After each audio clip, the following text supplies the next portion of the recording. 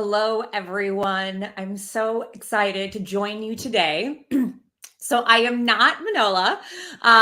She unfortunately was not able to moderate this panel, but I am stepping in. I don't know that I will do it as much justice as she would, but I'm going to try my best. My name is Alex Prasis, founder of Culture Elevation Consulting. I'm big on organizational design and development, and within that, conflict management. And I'm really excited to talk with our panelists today. So before I do that, I just want to welcome you all. Thank you so much for joining us. Really excited to have you. Love to know where you're connecting from. So go ahead and pop that into the chat. We also want this to be a very engaging session. So please do ask your questions. We want to know what's on your mind around this. I know it's an interesting topic, I think. I mean, that's why you're here. So with that, I am going to go ahead and ask all the panelists to come to the stage.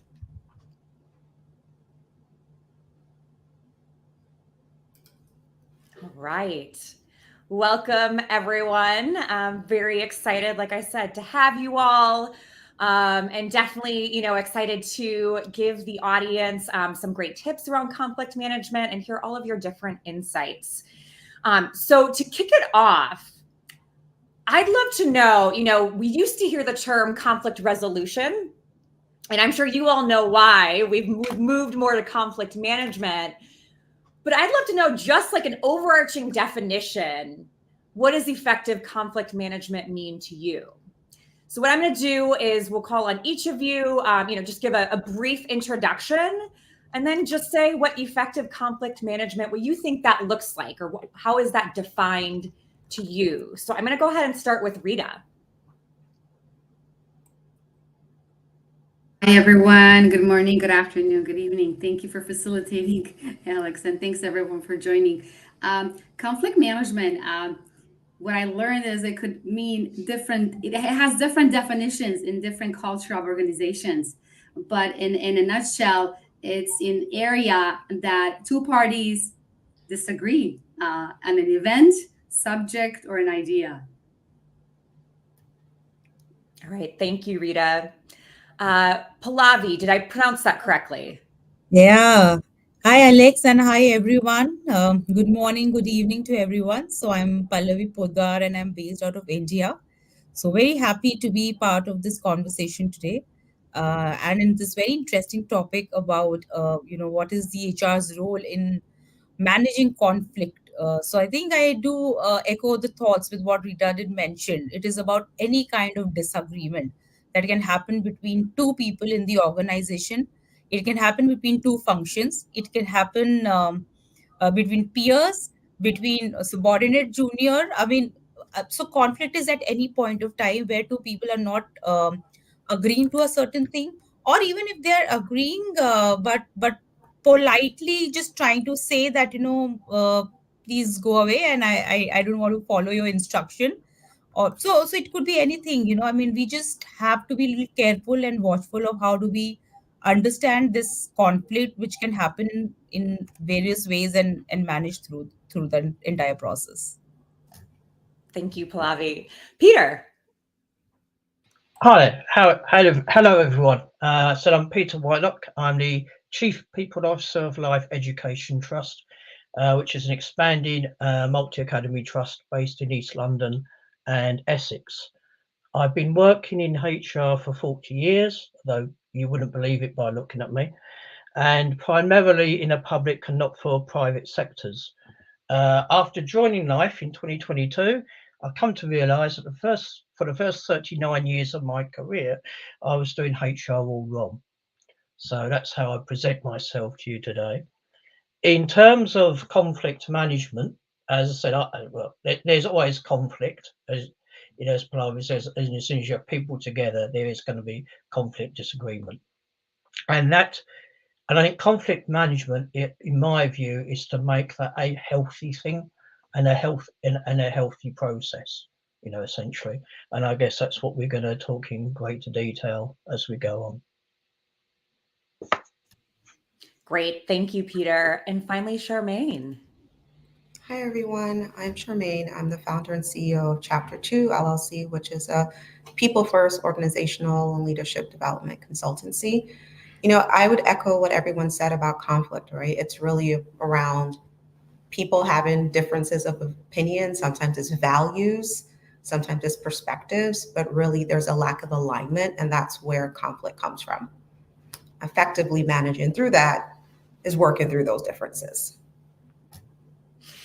Yes, absolutely. And I think about, as teams get more and more diverse, it's just natural to have that friction. And that's how we get great innovation. But it's about, how do we help people manage through that? So to kind of kick us off, how can HR, provide tools for productive conflict? So anyone who wants to kind of kick us off. Oh, I'll start. Not like me to volunteer anything, but here we go. I think looking at it, it's when it said about building bridges, I thought it was an interesting concept, because in terms of where we are at HR, we are in this role really where we connect people or groups of people, together. But in my experience, what I found is that the organisation I've worked for, they were not looking for HR. They're not looking for me to build bridges. They was actually looking for me to be the bridge, itself. That in some way that I get in between the parties, to resolve disagreements. And I think in terms of HR, we need to get away from being a bridge to actually constructing a bridge that people can safely cross over, and go back and forth. And I think a key component for me in all of this is psychological safety. If people don't feel safe to, walk across that divide to engage the other, then it's simply not going to happen. You're not going to get a trade, of ideas, an exchange of views, and come to an agreement. Effectively, what you just have is someone just imposing their view, upon another. So to kick off, I'd say that building psychological safety is absolutely key. Yeah. So maybe what I can add to what Peter did mention, when it comes to any kind of conflict, it's a dispute, it's a disagreement in the organization. And one, HR has to be very careful of understanding that what kind of conflict this is happening. Is it between a manager and the subordinate, or is it happening between two peers? Is it happening between, probably, very senior stakeholders, or wherever, two different functions? I think one is to understand where it is, to understand what is the root cause, so help the team members to kind of look at that, when there's a conflict, it's good to have conflict. There's nothing wrong to have a conflict, but then do that to understand that why this conflict is happening. Bring those teams together, bring those people together to kind of thrash out, voice out these issues that is arising, and probably come up with the action plan. So giving some one of the example, I mean, a lot of people have probably heard about the new leader integration or the team integration kind of, the opportunities what HR can build and provide in a very rightly said by Peter, at a psychologically safe environment where we can thrash out these things, where we can help build, understand both the parties, that what's in it for them, where this conflict is arising, and this conflict is not bigger than the organization, uh, you know organization contribution and organization win. So hence, they have to let go and build the action plan. I think if we really work very well, that would be a biggest contribution to the organization. What I also like to add is that HR can be a mediator. HR can create an environment, and hopefully a safe environment and trustworthy environment that the two parties can openly communicate. So an HR can play a mediator to assist to solve that disagreement, unless the conflict is with HR. Then it's a totally different topic. Yeah, I'd add that, my personal belief is, building a career in HR, we often get saddled with the responsibility sometimes of conflicts, right? And the reality is, for me, is that really our role should be, how do we teach people how to have productive conflicts, right? Because there are times where people are coming to HR for things that we really don't need to be involved in. This is, you didn't like that I took your candy off your desk, go sit down at Starbucks and have a conversation about this, right? So I think part of it has to be that we have to help empower people to not come to us with everything, because that's how we get labeled the police. That's how we get labeled as, good guys, bad guys, because we sometimes are inserting ourselves or are allowing ourselves to be dragged into things where really, if we're in a workplace, we're talking about adults, and hopefully adults can have conversations with each other. So I think part of our role is to help people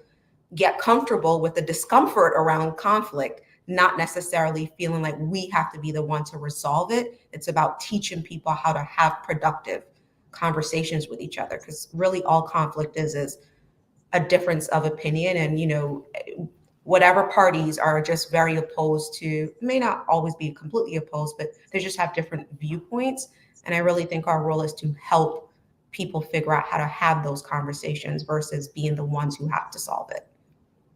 Yeah, absolutely. It reminds me of earlier in my career, I was managing this program, and I was managing directors, right? So people very senior to me.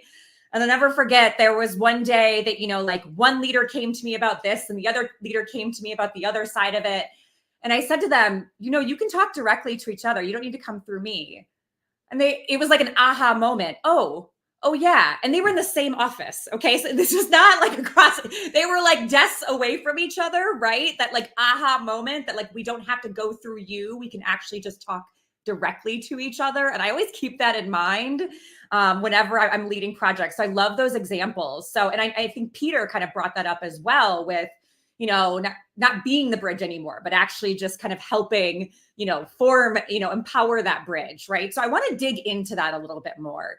What does that look like in practice? And, maybe that's even expanding into what are the actual action items that our audience can kind of take away to say, okay, how can I build better psychological safety around this? Or how can I stop being the mediator? How can I make sure that people feel that empowerment to manage the conflict on their own? So I'd love to hear some different ideas around that. I could start with that. Again, being in different organizations, from a union organization to nonprofits to private, corporate, and government, I've seen different forms of conflicts. The same as policy, you have, and same as culture, you have different. What does conflict mean in definition is in with this office in this state versus another state, or this country versus another country. So what does it mean, same as policy? I think we need to have an understanding of what is conflict, what are the disagreements, is it, what level is it happening? It means different things for the frontline staff versus management or executives. I've seen there that often HR, it doesn't need to be involved. And then sometimes you need to be involved because policy dictates that HR needs to be there, and so forth. But it will be nice to do to scan, have an understanding of what is the pattern, what type of conflict we have. Is it just always starts with this individual, this department? Is it around the policies? Is it around the change? Is it around dress code? What is it about? Is it about two parties, two individuals? It will be, very helpful to know that. And then also just, around that to build a training, training sessions and educational sessions that could be workshops or online training, so this will present a definition of conflict, and then we'll talk about, the examples, and then we embrace the idea and also solicit the idea of like, how would you solve this? This happened in the past. Like, what would you should have done it differently? What would you have done it differently? If it was you, how would you have handled it? Or maybe it was like 5 years ago. I think it'll be nice to just understand where we are, what the conflict means to each. Again, it could be, a candy situation. It could be something about not understanding cultural values. I had an event, like a couple of years ago, that it was, around an event. now without going to specifics, everybody had a, like presentation. And next thing you know, an employee was offended because the way that the presentation was heading, it was more of a like, oh, I felt that it was, kind of like undermining my culture. And that employee didn't even know, like she just, want to be creative and created something, right? So it just depends on where we are and how we could educate our employees and managers. But often, if the policy dictates us to be there, then we have to be there if that's the policy for the organization.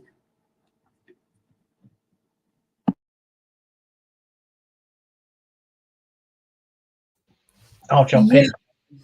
So, No, please carry on. Please carry on. No, please carry on. I'm part of why I started. I was saying I got the first 39 years wrong in doing a job. In a new role, did a lot of research and on HR. And one person I come across was David Liddell, who wrote a excellent book called Managing Conflict. And he's got an updated version coming out soon. Not that I'm here to market his books. But one thing that came through very loud and clear that made me think on my own work in practice is that in HR, we are working to a broken system, a broken model. So if you take disciplinary and grievance, for example, that doesn't actually resolve anything. I've come across situations where you've got a manager who thinks, I'm going to put this person who's working with me through disciplinary because they're really not very good at all. And they're just starting to do my head in, I can't cope. The person who are being managed is thinking, this manager is doing really bad to me. I'm not getting any support. They're coming across as hostile and aggressive. I'm going to raise a grievance against them because they're bullying me. And you can almost see which one is going to get in first. Is it going to be the disciplinary? Is it going to be the grievance? If you do it as a disciplinary, you're then making a decision, basically, yes, you, employee are not performing well, you need to buck up, but you're not addressing at all what the manager's own, human relations skills are like, their own behaviours. Conversely, if there's a grievance, yes, that manager's being beastly to you, but hold on, there's serious concerns about your performance here. And we have these sort of policies in place that effectively make us form some sort of adjudication, make a decision without actually resolving anything.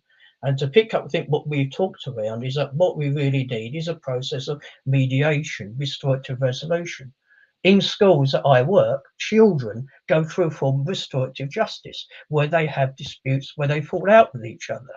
Yet we do that for our children, but not for our adults. As you said, people are adults. If you can provide a safe space where I can use that to raise a concern I have with another individual and we can work through to resolution, that in itself is a virtuous cycle. It spreads across the organization. People get used to that way of working. But as long as we are using disciplinary grievance, we're coming down for one person against another, and whereby people who are experiencing these have only got these sledgehammers to go to, we're just perpetuating this, continuously, and it's a cycle that I think we need to break. Thank you, Peter. Do you mind just repeating the name? Someone had a question, the name of that book again in the audience. Yep, certainly. It's Managing Conflict by David Liddell. He's producing his second version that's coming out pretty soon. So great. And I said it is, well, certainly the first book, it was, mind-altering reading. Great. Pallavi. Yeah. Thanks. I think great insight, Rita, here, and great thanks, Rita, also for sharing. I see conflict. If you look at traditional way, it has a power of 3 C's. Any kind of conflict management, create an environment with a lot of open communication. If I'm able as HR professional able to create and give that comfort that both the parties or functions or wherever the conflict is, they can have communication between them or by their superiors or HR or whoever it is. So create that environment of communication, then come up with a kind of environment where they can collaborate. So work. So I think what I would like to say when Rita said create those workshops or create that places or trainings or atmosphere where we can find out those common means where they can collaborate and work together. I think that can really help. And finally, also look at opportunities where two can compromise. Now, we must have to help them understand conflict does not mean that I win and you lose, or you win and I lose. It has to come to a ground. Sometimes it has to come to a balanced ground or a center place, which is about compromising. And I think that's the maturity all about. So these three roles, or I would say the three C's plays an important role in terms of putting that together.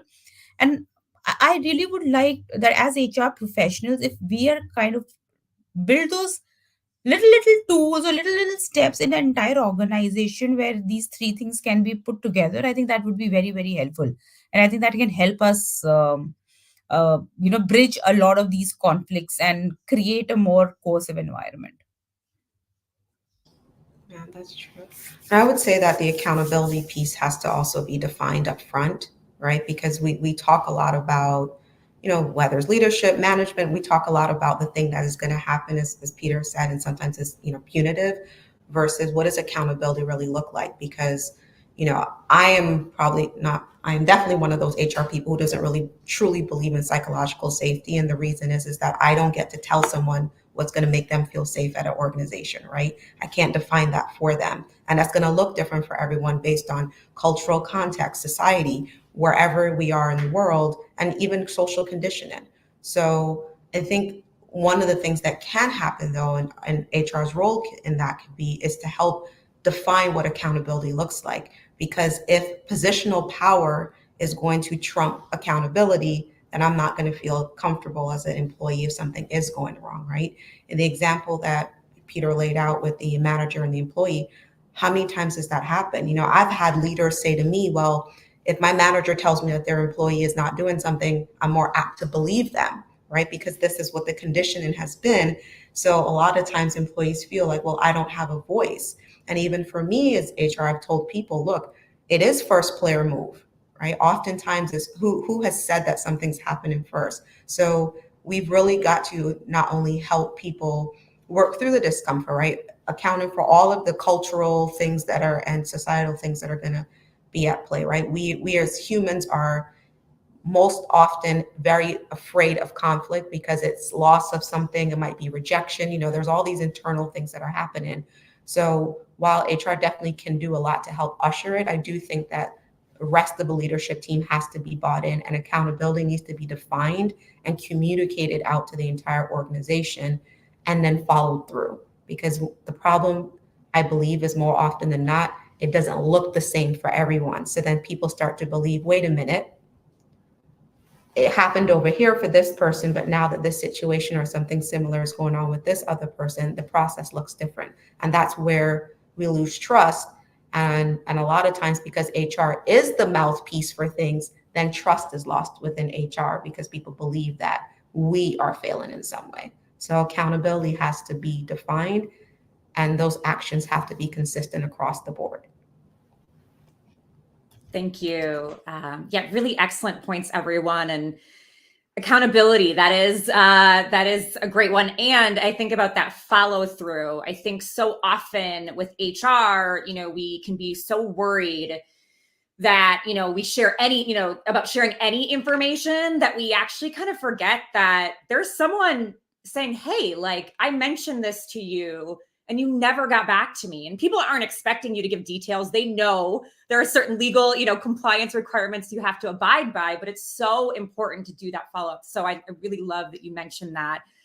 And that kind of actually brought me to, we had an audience question, around, so Anna Sophia had mentioned, what about when the conflict is internal within the HR team? And I kind of want to relate that to, how does HR role model productive conflict, right? So I would love for anyone to kind of talk about maybe how you've worked through conflict on your own team.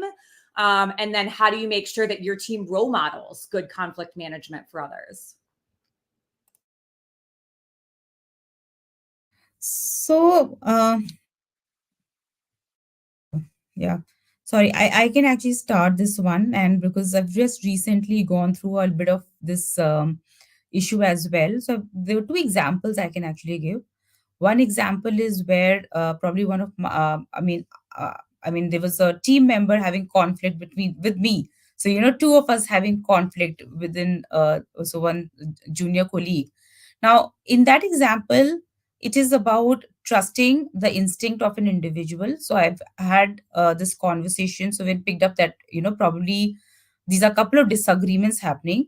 And so, we had one-on-one conversation. So very scheduled, formal one-on-one conversation to help and understand that, where these disagreements are happening. So we kind of, spent almost close to an hour or so to kind of figure it out, went to the root cause analysis, did this complete RCA, that why was this agreement, and we realized there was nothing, it was just miscommunication. So two people were not communicating effectively. So we created a plan that, probably some of my way of speaking and probably the person's way of receiving my way of speaking was not really getting aligned. So I may probably be required to explain the requirements more in detail and spend more time so that, we build that. So that's number one. So that was one action that came out. The second action also came out this entire thing because this conflict was persistent for a while. So obviously, a bit of trust was not there now. So we've kind of, from both the angles, we were trying to not, kind of genuinely make an attempt to speak. So we decided, okay, now very consciously, probably once every week, we'll try and schedule this half an hour slot, have this conversation, and take the one up action, that exactly what have we done in last couple of weeks, what actions we have taken, and where have we progressed in this relationship. Start with a bit of informal chat and build on. So it is about managing the conflict along with building that required relationship. So I think that's one example I can really give within HR that happened, and which is very true. It can happen within any one of us, because conflict, disagreement is about two people. It's not about two departments. The other example is one of my team member was having the conflict with a very senior leader. And now, obviously, when you are having it with a very senior leader, and I as HR have to kind of help this team member to work through, navigate that relationship between that leader. So probably I had to tell this person multiple times and convince and probably coach. I would use that word coach and counsel more in terms of, you know, that understand who are the most important stakeholders, who are most important decision makers, and probably basis that aggravate your conflict. Look at conflict at what level you want to pick it up. So probably you can't fight all battles in one go. You have to create a journey, a path, that how do you get influenced to, or either you get influenced or you influence the leader to take that right decision and manage that conflict. So I think these two incidents that definitely helped, because the other part also, where this colleague, along with the help of counseling, probably created those smaller paths in terms of, meeting this individual leader again and again. Sometimes you have to apologize also. Sometimes, you have to let go of your ego also. So there's multiple things.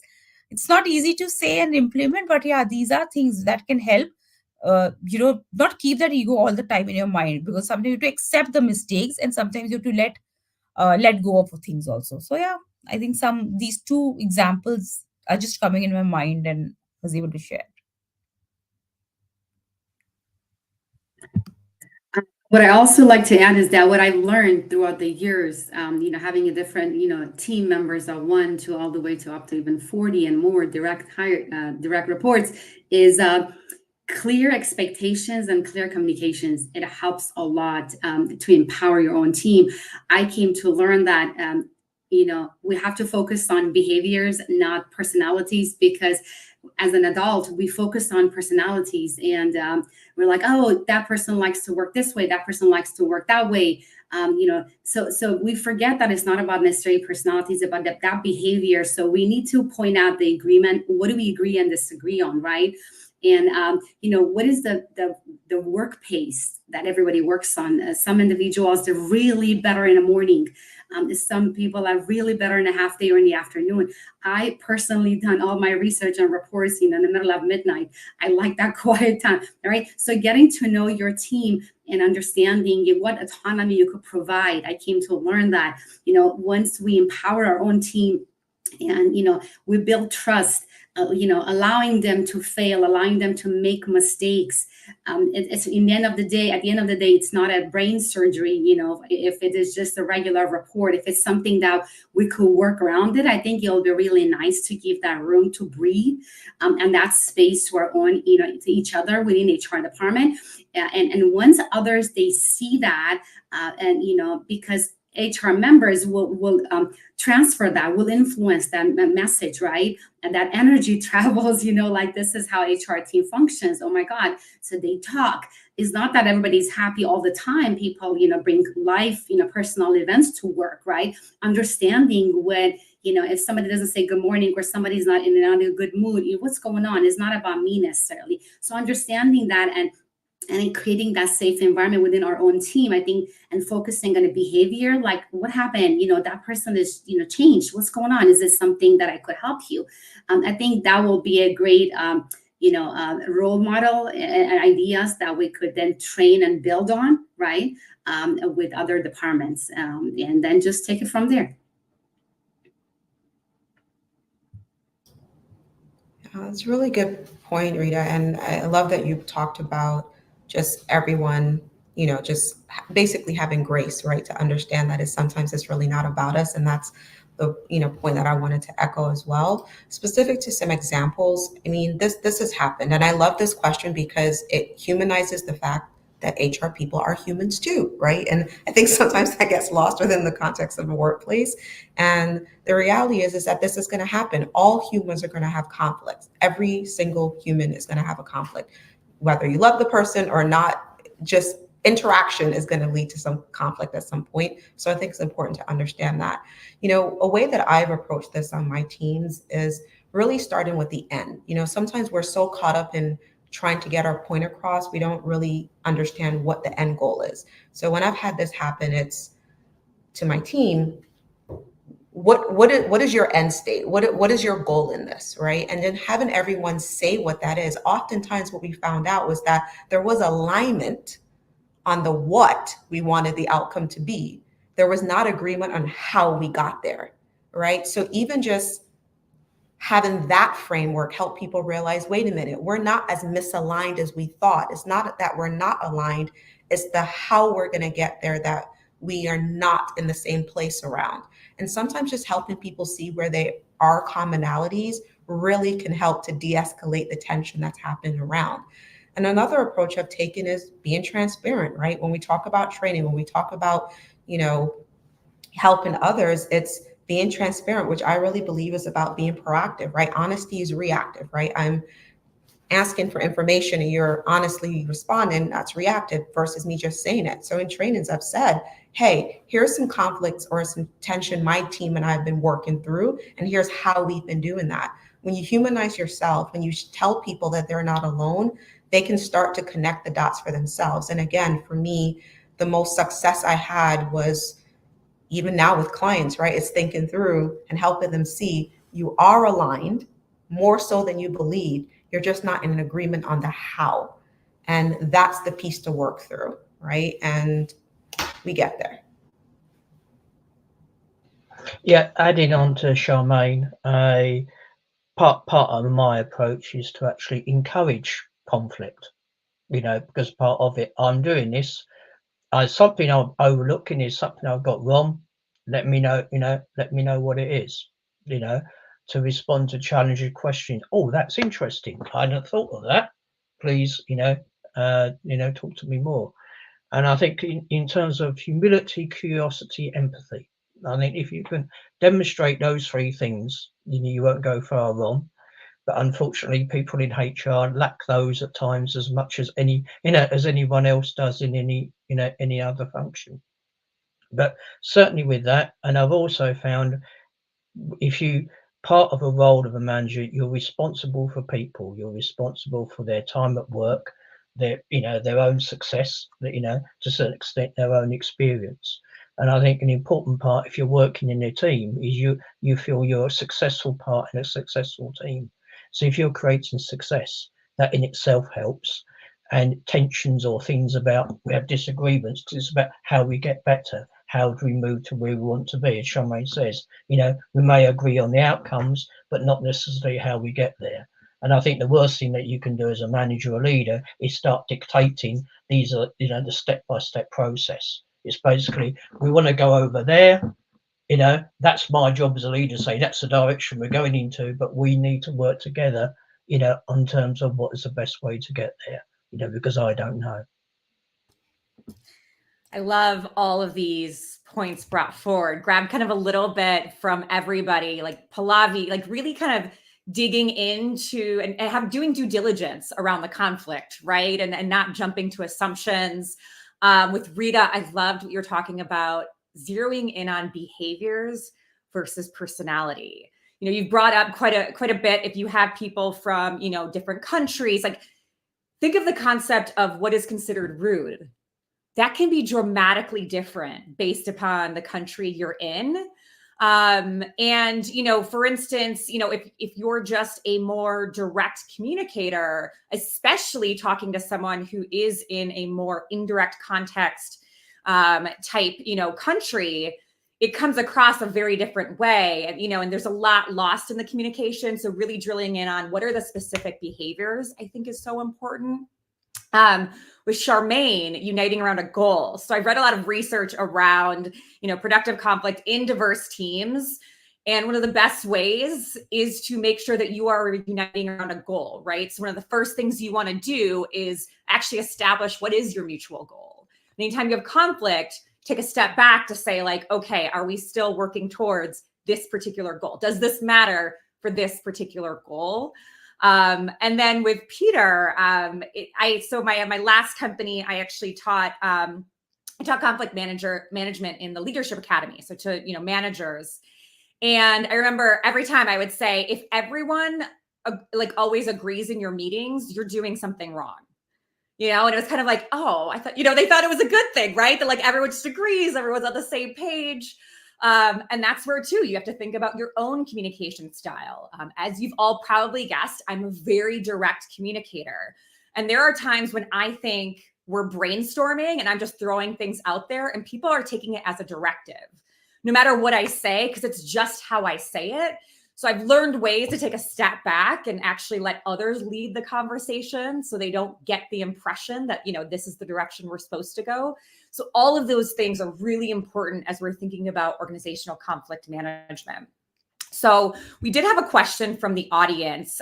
Pete asks, so I know like Charmaine made an excellent point about psychological safety, right? It's kind of like belonging. Like you can't dictate what someone feels or if they do feel safe. And there could be so many factors to that. But, you know, if there are, you know, he asks what solutions exist to develop the safe space, the process of mediation that you mentioned. So specifically talking to Peter's point previously. But if there are, you know, other, you know, we talked about kind of learnings. What about, you know, even within systems or processes? Or, you know, just anything that comes to mind when it comes to specific solutions to develop that safe space, and or if you've thought about mediation differently when it comes to this.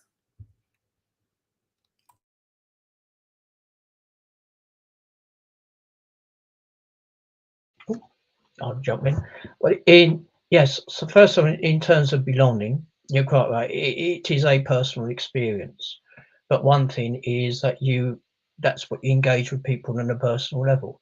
You know, as an organization, we say at Life, you know, we want, what we want for you and from you is that you have a sense of belonging.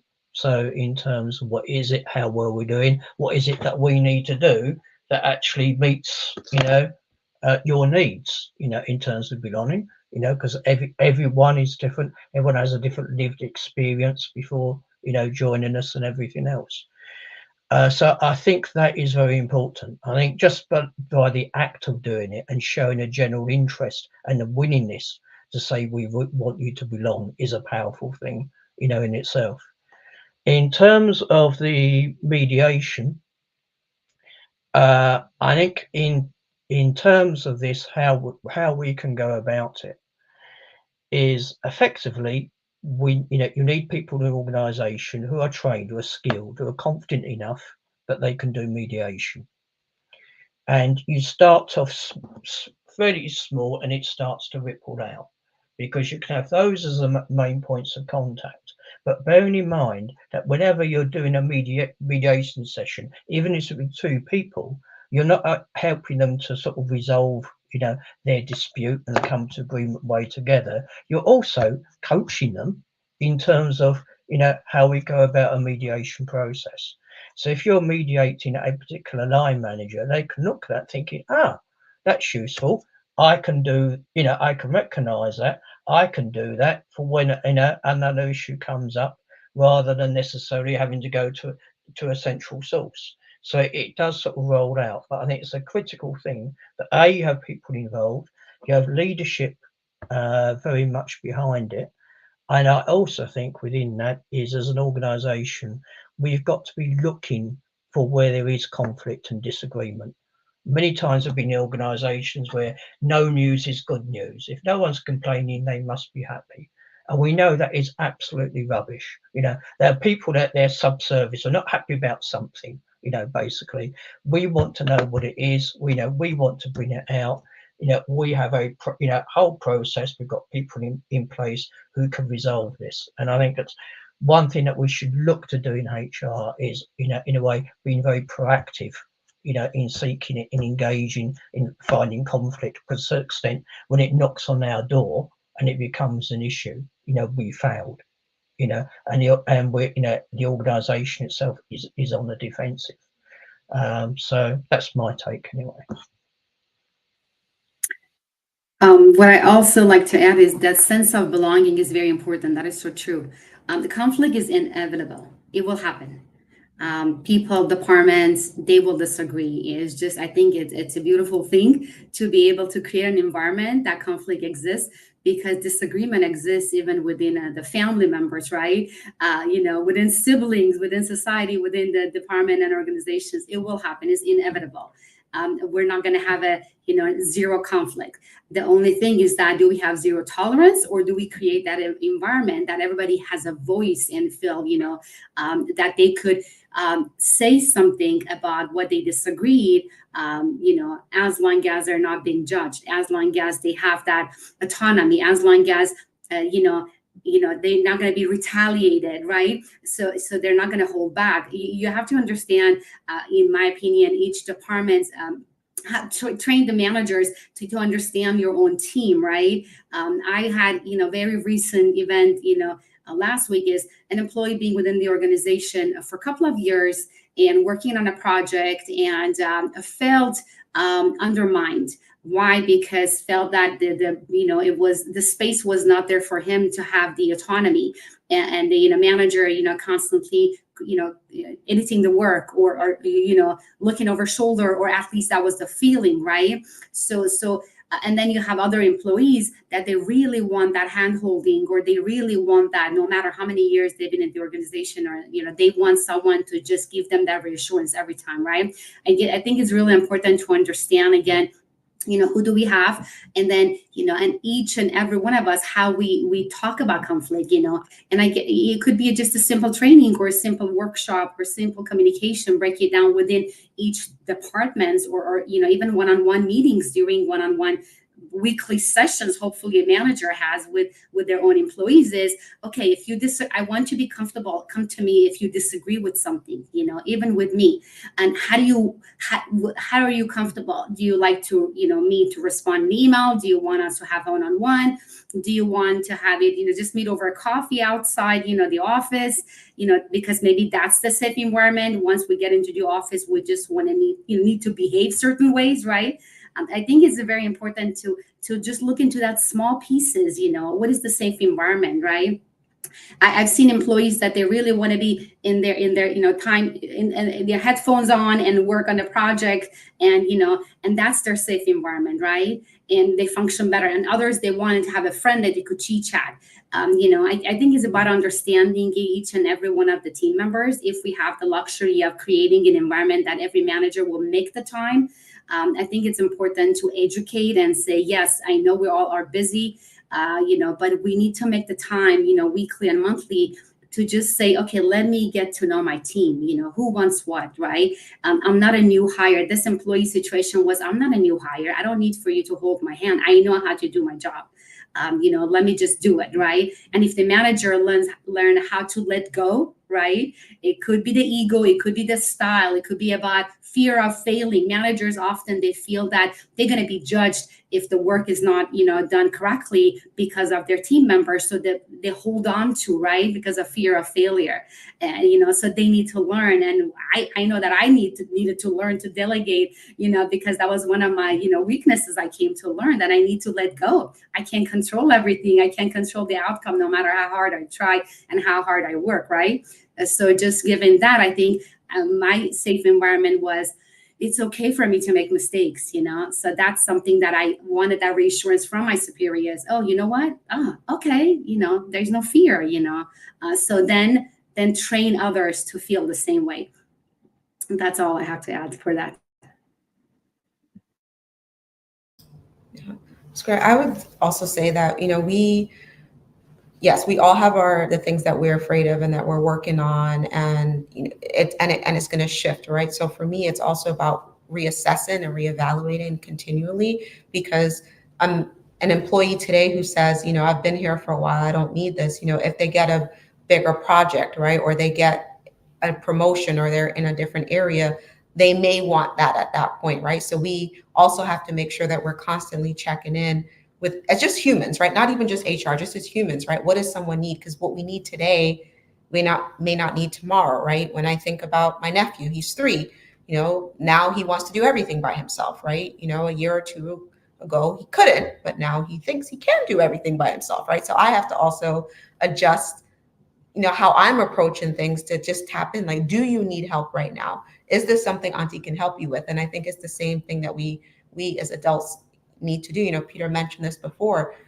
We teach children certain things, but then we don't do the same things as adults. And like we can do these things and they could still work. So I also think it has to be about, how do we help managers? How do we help leaders? How do we help employees even identify within themselves, what is the area that you do need support in?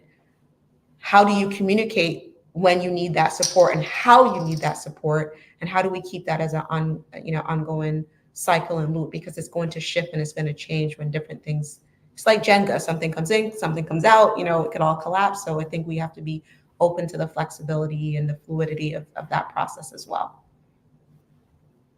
Yeah. So I'll go last. I think so beautifully put together by everybody. I've not so much to add anymore in this particular topic of, about creating that safety and talking about the entire thing. But, the irony is honestly that we talk about psychological safety and conflict at the workplace. And I think this is the conflict that can lead to a lot of mental issues as well.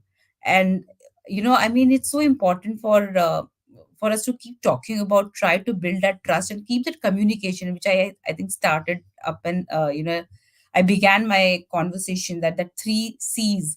So the biggest C is about communication, communication, and communication. So that open, if you're not able to create that communication with your manager, you definitely are not aligned, and there's a mistrust, and that there itself the psychological safety is gone away.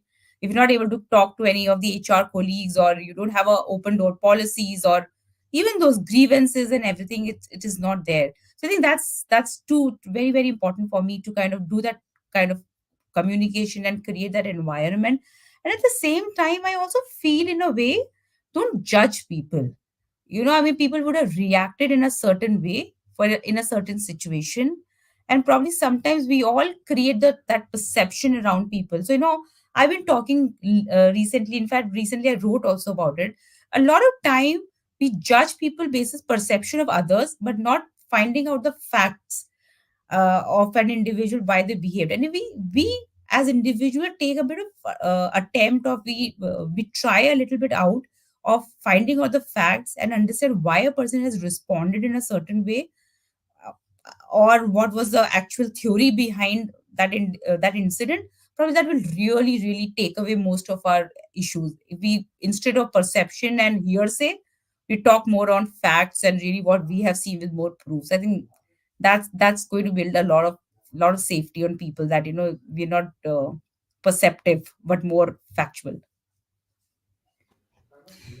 Yeah, that reminds me of kind of owning your own reaction, right? So much of, what fosters poor conflict is your own reaction to it, right? And knowing what you can control. Like maybe, you think this person is, doing all these terrible things, and then you realize they actually just remind you of like your older brother. And that's why you're actually getting so worked up and angry about it, right?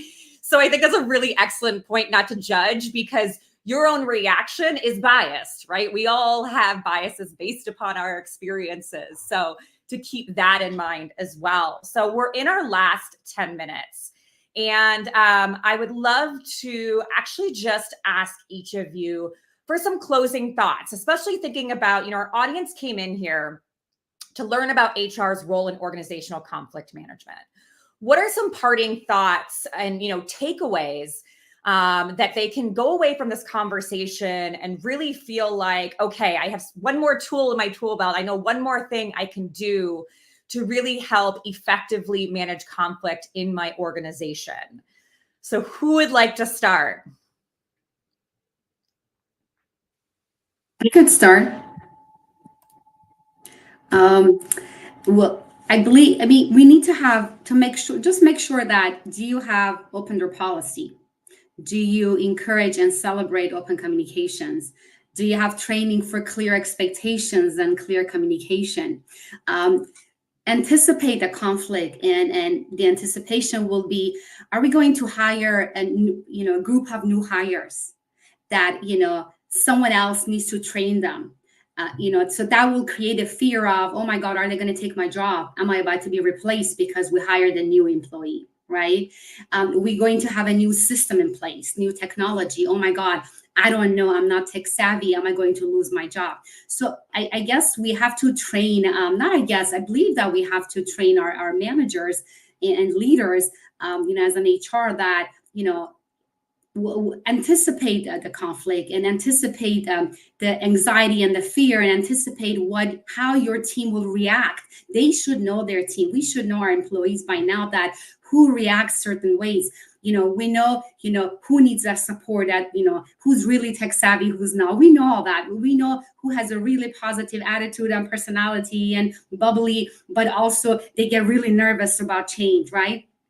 So, when we anticipate the conflict and, foresee that is happening, then we could, process and present some trainings and put that in place.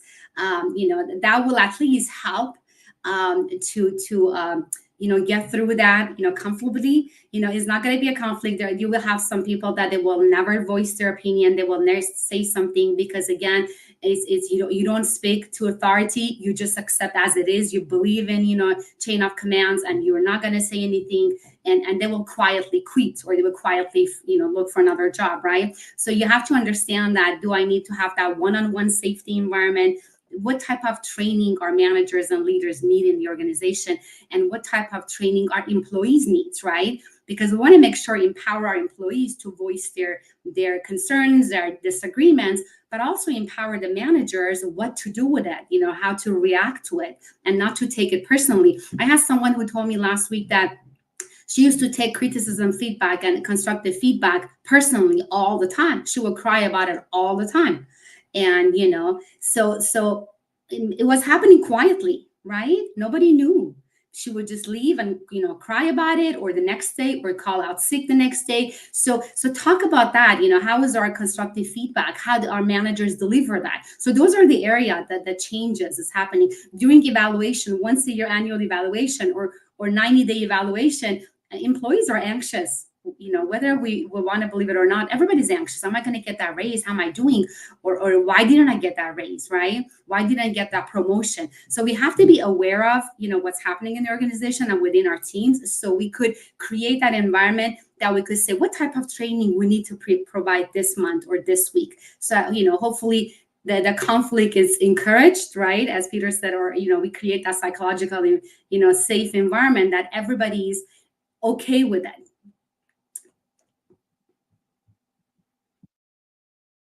So I think what I would say as just one key takeaway is communication, communication, and communication. That's called as power of communication.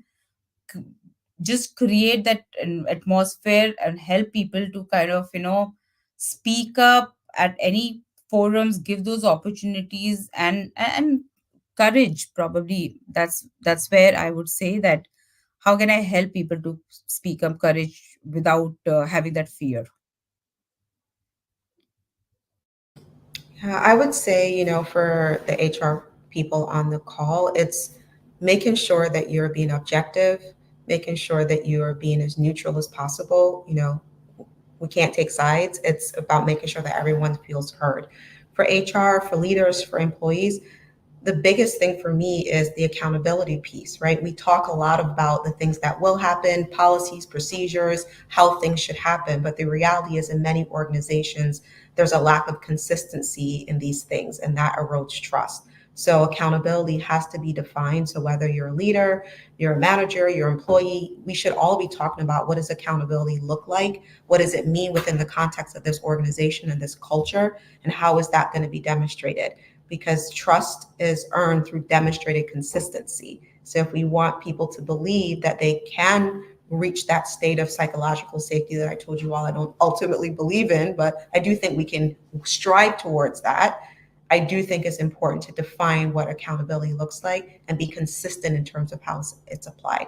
If a leader or someone else who is perceived to be a favorite or has a special relationship is able to get away with something that someone else is not going to be able to get away from with, you've lost the battle, right? So I think HR's role really is how do we help ensure the accountability and how do we call people into spaces, right? So when I've had leaders who are not wanting to follow what we've established, how do we call them into the space to say, hey, what is the message that we're sending when we're not taking the route that we said we would take? So I really think it comes down to HR making sure that we're demonstrating that consistency, we're holding people accountable, and that we're being objective, and for employees to and leaders and everyone else to speak up when something is not going according to plan.